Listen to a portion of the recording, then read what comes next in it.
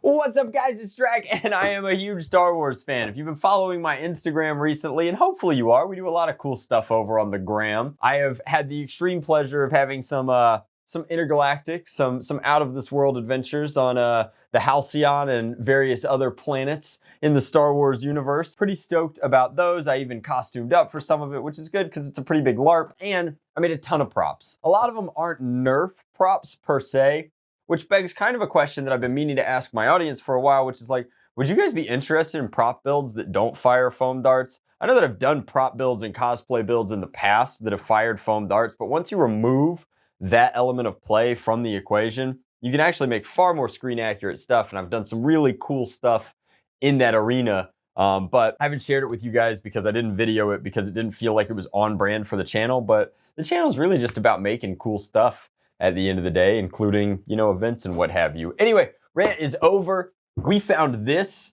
I know, it's hard to believe this was $10 at a flea market, actually. Jake found this, our senior designer here at Eighth or Not. And this is the Star Wars Episode 1. That's the Phantom Menace Naboo foam firing blaster. And while it doesn't look anything like what, I guess, is it when she's Keira Knightley is the princess's double?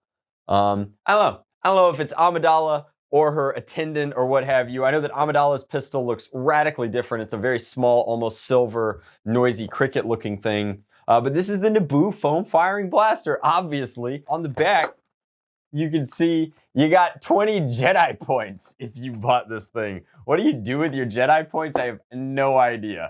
I don't think that I can redeem my Jedi Master points any longer though, so I'm not gonna feel bad taking this thing out of the package.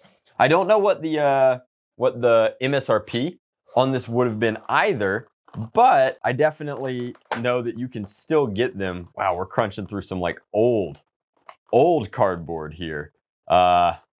I know that you can still get these on eBay. They're actually acquirable new in package, even, if you can believe that, for like 20 bucks. So this is not an overtly rare or hard to find product, which explains why I could get one at a flea market for 10 bucks. But I don't know what the original MSRP on it was, but this is definitely back in the era where like Nerf is coming into its own. This is from 1998.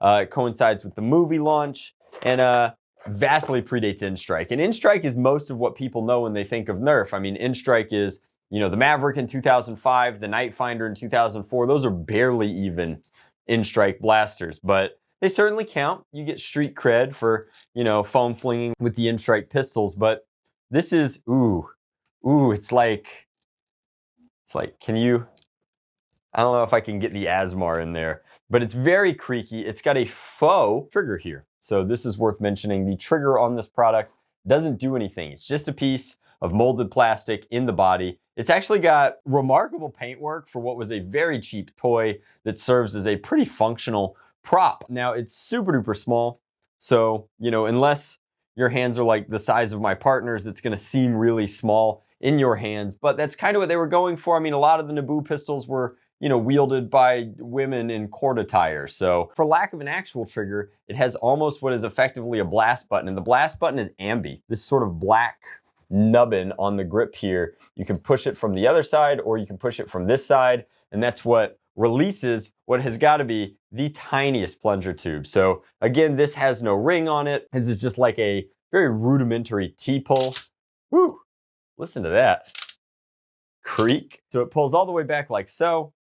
Dart gets loaded into the front like so. The darts are actually still in pretty good shape. And then you could come back like this and push it like that, but I think you're far better off using the pad of your thumb to push in from the other side. So I'm gonna point along the barrel like so. Misa think this gonna be real good for the Gungans.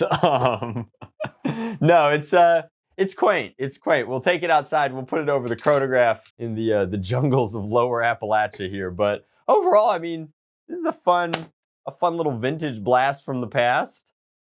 The Naboo foam firing blaster. And this is the same era that you get like Chewie's Wookiee crossbow from. There were a few of these like Nerf Star Wars tie-in things, but this has different molding on both sides. It's got Clearly thoughtful paint added to the, well, that small grip makes it easy to get away from. But it's got way less words and deco on it than your average blaster from the modern era does. On the back here, it just says 1998 Lucasfilm, made in China, Hasbro Incorporated. So Hasbro's had the Star Wars license since basically the very beginning. And it's, is this rubber? This is a rubber piece. Yeah, I mean, this has got a lot of cool elements going on for it. They just don't make quality replicas like this at this price point anymore. I mean, the Poe Dameron and the Ray pistols were pretty close, but they were far more expensive. They were also far more functional. Let's take this outside. Let's put it over the chronograph. Let's see it in a different lighting. Okay, all right, so we got the Naboo blaster out here. Funky trigger. I'm gonna say right now, don't expect the world of its performance, but given the era that it comes from and that it is shooting what is the precursor to micro darts, and I mean, just check these things out. Like, this is a very, very different species of suction dart, but I think that the performance is gonna be pretty admirable given that information. That said, you know, funky trigger with the thumb over here. Let's just line up these very functional sights here and take a look, see what the FPS is. This certainly predates FPS readings for blasters. I missed.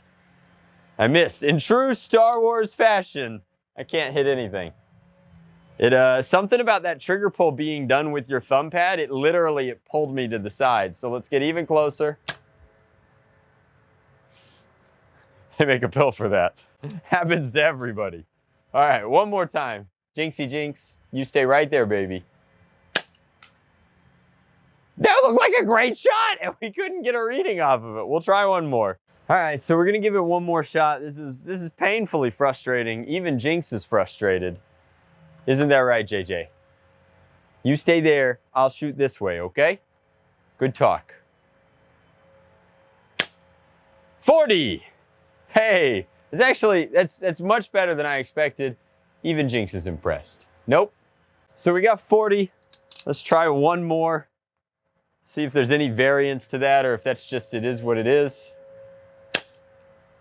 And it seems like if it's too low to register, that's just as good as it gets. Let's put one downrange. This is, of course, some sort of, I think this is a Busby dart, a Busby long-range dart. And if we wanted to show you true old-school nerfing, we could punch bravely forward as we fire, and thereby increase our FPS by whatever the speed of our arm is, right? That's how science works. So,